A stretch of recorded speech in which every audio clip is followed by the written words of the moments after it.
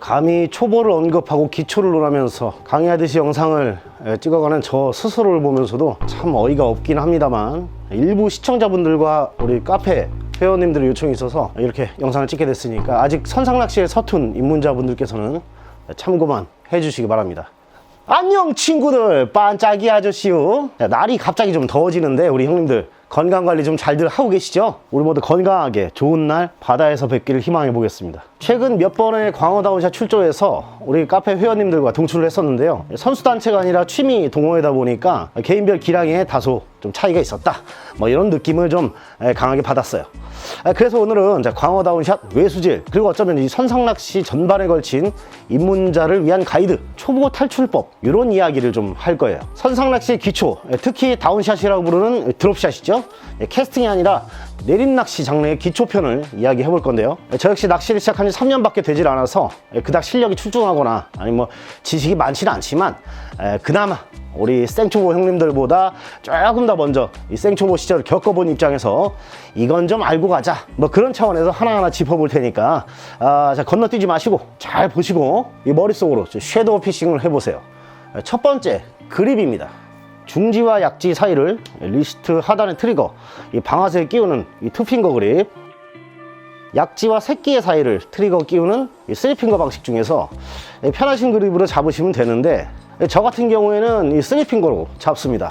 다들 손 크기나 릴시트 디자인에 맞는 그립을 찾으셔서 투핑거든 쓰리핑거든 정하시면 되겠고요, 손목이 아프신 분들은 이렇게 살짝 기울인 상태에서 서빙하듯이 손바닥으로 받치고만 계시면 손목 관절과 전완근의 무리를 좀 줄일 수 있을 거예요. 자, 베이트릴에서 라인이 감겨있는 요 스프레, 요 버튼을 썸바라고 하는데요, 말 그대로 엄지손가락으로 누르는 넓적한 버튼입니다. 자, 이 썸바를 놓으면 스프리 풀리고, 핸들을 감으면 썸바가 자동으로 복귀하면서 스프리 잠깁니다. 자, 우리 같은 초보들은 가장 먼저 이 썸바와 친해질 필요가 있어요. 이 핸들의 안쪽을 보시면 이 별 모양으로 생긴 이 스타드랙이라는 게 있어요. 릴을 구매하실 때 드랙력이 몇 킬로그램이다 라고 하는 그런 광고 문구들을 좀 보실 텐데요, 이 스타드랙을 꽉 조여서 완전히 잠궜을 때 몇 킬로그램까지 힘을 쓸 수 있다라는 기준점으로 이해하시면 되겠습니다. 그런데 이 모든 장르의 낚시에 있어서 이 드랙을 100% 조인 상태로 진행하는 일은 없다고 보시면 돼요. 스펙상 최대 드랙력이 9kg이라고 해서 9kg 미만의 고기만 낚으라는 법도 없고, 5kg의 고기가 째거나 처박는 순간 액션을 보여준다고 가정할 때에는 오히려 최대 드랙력을 오버하는 그런 부하가 걸리기도 합니다. 그래서 우리는 이 뜰채라는 보조 도구를 든든하게 믿고 고기를 수면 위까지 천천히 감아 올리는 작업만 해주면 되는데, 이것은 마치 중립기어 박힌 2톤짜리 카니발을 밀어내는데 내가 2톤의 힘을 쓰지 않아도 밀리는 그런 것처럼, 10kg짜리 고기를 올린다고 해도 이 드롭복만 안 한다 하면 바닥에서 수면까지 감아 올리는 데에는 2, 3kg 정도의 힘이면 충분한 그런 것과 같은 원리라고 보시면 되겠습니다. 그러니까 이 드랙을 다 잠근 상태에서 한 클릭 한 클릭 풀면서 장갑 낀 손으로 당겨질 만큼의 텐션으로 조절해 주시면 광어다운샷과 외수질 낚시는 끝난 거라고 볼 수 있습니다. 물론 리액션의 유연한 대응을 위해서 드랙을 훨씬 많이 풀어놓는 condom 같은 경우는 또 다르니까 어종별로 차이는 있다는 점도 좀 알고 계세요. 자, 세 번째, 채비의 운용입니다. 썸바를 누르고 풀었습니다.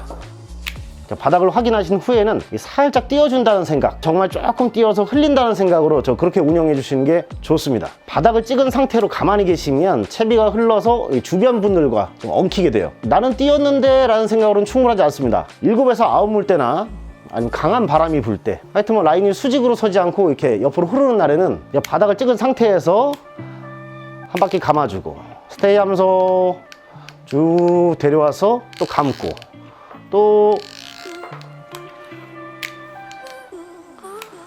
감고, 그리고 안 닿으면 또 풀고, 이거 감고 풀고를 반복하시는데, 이 띄운 상태로 흘리다가 바닥에 닿으면 감고, 또 띄운 상태로 흘리다가 바닥에 닿으면 또 감고, 그렇게 라인 회수를 반복해 주시면서 가급적이면 최대한 라인을 팽팽하게 유지해 주셔야 됩니다. 이게 뭐냐면, 채비를 달고 있는 이 합사가 이렇게 철사처럼 이렇게 일자로 뻗어 있질 않아요.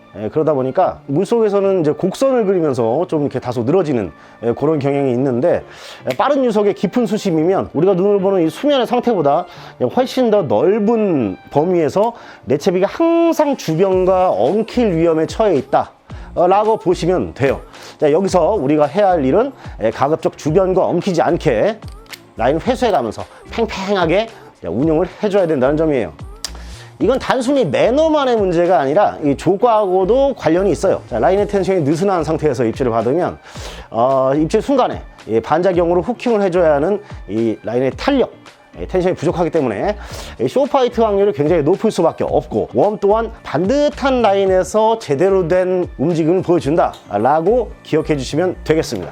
정리하자면 언제 올지 모르는 입질 순간을 대비하면서 라인을 항상 팽팽한 상태로 유지하자. 이해하시겠죠? 자, 네 번째, 챔질의 구분 동작입니다. 입질이 오자마자 깔아, 다 처먹고 똥구녕으로 나올 때까지 기다려라, 여러 가지 말들이 많은데요. 저도 예전에는 이런저런 이야기를 듣고서 바로 깔 때도 있고, 물고 가져갈 때 리액션만 주기도 하면서 어떤 게 맞는 것인가에 대한 고민을 좀 많이 했습니다. 많은 조사님들의 다양한 경험이 있겠지만, 저 같은 경우에는 입질이 왔을 때 바로 챔질하지 않습니다. 최소한 광어 우럭에 있어서는 말이죠. 정확히는 챔질을 하는 것도 아니고 안 하는 것도 아닌데, 입질이 왔을 때 초리 끝에 텐션만 조금 더 잡아준다는 생각으로 살짝 들어보시면 묵직한 무게감이 느껴지거나 바늘을 걸고 째는 반발이 생기게 됩니다.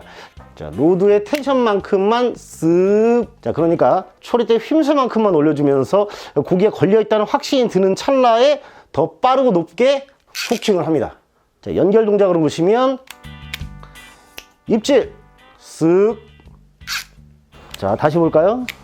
입질 쓱, 허챔질도 액션이다, 이런 얘기도 있고, 고폐질에 유인 효과가 있다라는 얘기를 하는 분들도 있는데, 저는 바로 후킹하는 것보다는 이렇게 무게감을 확인함으로써 1단계로 바닥인지 고기인지 구별할 수가 있으니까 허챔질을 줄이는 그런 장점도 있고요. 전 개인적으로 이런 방식으로 고기가 먹을 시간을 충분히 좀 준다 라는 장점이 있기 때문에 쇼파이트를 줄이는 효과도 있었습니다. 자, 다섯 번째는 챔질에 있어서 이 파워와 스피드의 관계를 한번 말씀드릴 거예요. 자, 챔질에 있어서 초리 때는 하늘을 향해 수직으로 채 올리는데, 자, 버튼은 겨드랑이에 파지를 하면서 릴을 잡고 있는 이 손을 중심으로 지렛대의 힘을 보태주는 겁니다. 자, 챔질은 강하진 않지만 빠르게 집행하는 거예요.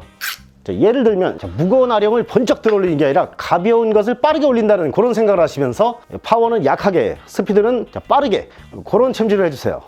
있는 힘껏 챔질을 하다 보면 바닥이나 대상어를 걸면서 순식간에 부하를 이기지 못하고 이 챕이나 매듭 또는 이 로드의 약한 부분이 작살날 수 있습니다. 자, 반대로 적은 힘을 들여서 빠르게 챔질을 하면 로드에 순간 부하를 주지 않으니까 챕이나 로드 파손율을 낮출 수 있으면서도 이 대상어의 주둥이에 바늘 정도는 충분히 꽂힙니다. 만약에 이 강하게 챔질하는 습관을 고치기 힘든 분이 계시다면, 자, 이 드랙을 몇 클릭 더 풀어놓으시는 방법으로 챔질의 부하를 좀 완화할 수도 있는데요. 이건 릴링을 할 때 텐션을 못 잡게 되는 부작용이 염려되는 부분이니까, 자, 가급적이면 챔질 습관부터 잡아서 연습해가지고 교정하고 그리고 바다로 나가도록 하십시다. 자, 여섯 번째입니다. 릴링과 텐션. 자, 고기가 붙었습니다. 자, 앞서 말씀드린 챔질과 동시에 릴링을 진행하시는데, 로드를 잡고 있는 손은 앞서 언급한 파지법으로 잡아주셔야 흔들림 없이 안정감 있는 릴링이 가능합니다. 릴을 감싸고 있는 손은 단단히 거치만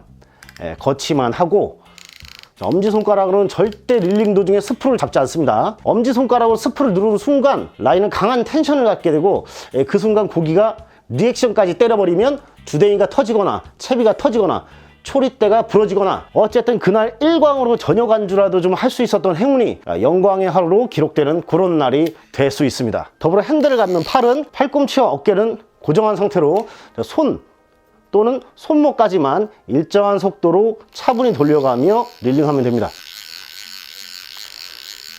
이 핸들을 감는 손의 힘은 마치 반클러치를 넣고 비포장 내리막길을 내려오는 그런 트럭처럼 아주 적당한 힘을 줘야 됩니다. 세게 달리다가 웅덩이나 바위를 밟으면 논두렁으로 자빠질 수 있는 것처럼, 핸들도 강하게 감다 보면 높은 텐션에 채비가 터지기도 하고, 반대로 약하게 감다 보면 고기가 솟아오르거나 튕겨가면서 바늘에서 빠지기도 합니다.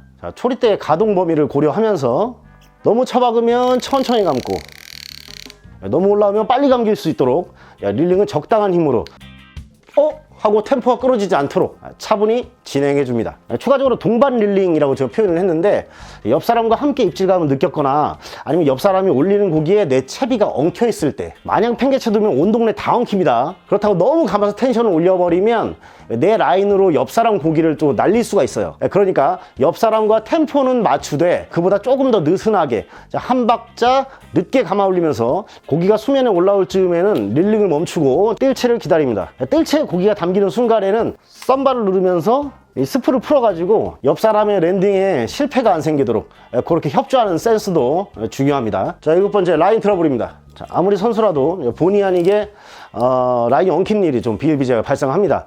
광원 다운샷 뿐만 아니라 가지줄을 사용하는 외수질 낚시에는 좀 더더욱 그렇고요. 가급적 채비는 선사에서 제한하는 범위 내에서 준비를 하시고, 독배 동출을 나가시면 팀에서 정하는 그런 채비로 좀 준비를 해주세요. 다들 통일을 해야 엉킴이 좀 덜합니다. 누구는 1단 채비를 냈는데 누구는 3단 채비를 했다. 3단 채비가 당연히 물의 저항을 많이 받기 때문에 옆 사람과 엉킬 위험성이 높겠죠. 보통 개별 출조 때에는 흐르고 엉키는 그런 문제 때문에 다단 채비를 허용하지 않는 선사가 많으니까 예약 사이트나 아니면 선장님께 문의해서 확인을 해주세요. 자, 물이 흐르는 방향을 봤을 때 이 라인이 이렇게 배 밑으로 파고드는 이런 사람이 가해자가 되는 경우가 대부분인데, 배의 흘림에 따라서 그것도 그렇지 않은 경우가 또 있습니다. 자, 다른 사람의 라인을 걸고 올리실 때에는 서로 채비를 가져가려고 하지 말고 양보하면서 올린 다음에 해결을 하세요. 풀어주세요! 라고 말하는 거는 내가 책임질게요 라는 이야기와 같은 이야기예요. 자, 상대방이 다 올렸다고 하는데 나도 다 올랐다 하면서 땡기다가 상대방 손에 바늘이 꽂히거나 찢어지면서 다치는 경우도 실제로 있으니까 제발 이기적이고 멍청한 짓은 좀 하지 말아 주시기 바랍니다. 또 반대 입장에서 풀겠다고 채비를 가져갔을 때는 15초 안에 해결해 주세요. 반드시 15초는 아니지만 대충 15초 정도가 지나가면 한숨도 나오기 시작하고 웃음도 사라지고 아주 1초 1초쯤 짜증이 좀 올라오기 시작합니다. 내가 풀어주세요 해서 올린 경우에는 빨리 해결하시는데, 딱 봐도 답이 안 나오는 그런 심각한 사태에서는 본인 채비를 잘라버리는 그런 매너도 한번 보여주시길 바랍니다. 채비 다시 묶기 싫다고 쪼물락쪼물락거리고 있는 동안 주변 다른 분들의 그 시간이 곱하기 10수명만큼 소비되니까 제발 좀 쿨하게 좀 정리하는 모습을 좀 보여주시길 바라겠습니다. 마지막으로 어떤 웜을 써야 될지 좀 궁금해하시는 분들이 좀 계셔서 좀 얄팍하지만 한 말씀 보태겠습니다. 웜은 좀 어두울 때와 밝을 때 두 가지만 구분해도 좀 반은 먹고 들어가는 게 맞는데, 그렇지만 우리는 또 물속 상황도 모르고 고기가 프로그램으로 된 기계가 아니다 보니까 웜 선택에 대해서 절대값은 없습니다만, 일단 뭘 써야 될지 모르겠을 때에는 구름 낀 날 30m 이상의 수심, 그리고 탁한 물, 이렇게 어두운 환경을 고려했을 때 레드 워터멜론, 모토오일 블랙, 버클리 HD 이런 반짝임이 없고 어두운 그런 것들 좀 선호한다고 좀 보고요. 그리고 해가 뜬 날, 그리고 30m 미만의 얕은 수심, 그리고 맑은 물, 이런 조건에서는 햇빛의 영향을 좀 많이 받기 때문에 UV 계열, 핑크나 환타, 화이트 이런 계통 좋고요. 그리고 펄이 들어간 레드 펄이나 은펄 이런 제품도 꽤 괜찮다고 생각을 합니다. 자, 말씀드렸다시피 이게 절대값은 아니고요. 구름 낀 날에 똥물이라서 제가 모토오일을 쓸까 싶은데 얕은 수심이라서 또 핑크가 먹힐 수도 있고, 해가 뜬 날에 맑은 물이라서 핑크를 쓸까 싶은데 수심이 60m가 넘어서 모토오일이 먹힐 수도 있고, 자, 모든 조건은 A웜이 좋을 것 같은데도 B가 대세일 수도 있다. 그러니 많은 종류를 구비를 하시고 항상 주변 상황을 체크해 가면서 따라가시는 그런 것을 좀 추천을 합니다. 자, 오늘은 선상 내림 낚시를 처음 접하는 분이 바다에서 한 번이라도 좀 덜 헤매길 바라는 마음에 좀 이런저런 이야기를 해봤는데요. 맨날 제 영상을 좀 재미로만 보시라고 좀 이야기했다가 오랜만에 좀 진지하게 좀 말씀을 좀 드려봤습니다. 오늘 제가 한 이야기들이 다 정답은 아니니까 이거보다 더 나은 교육 영상이 있으면 각자 판단하시면서 좋은 방법대로 습득을 해나가시는 그런 걸로 좀 마무리를 하고, 다음에도 저는 볼만한 비디오로 다시 만나 뵙길 희망하면서 전 이만 물러가겠습니다. 오늘도 뭔가 배워봤습니다. 김 선생입니다.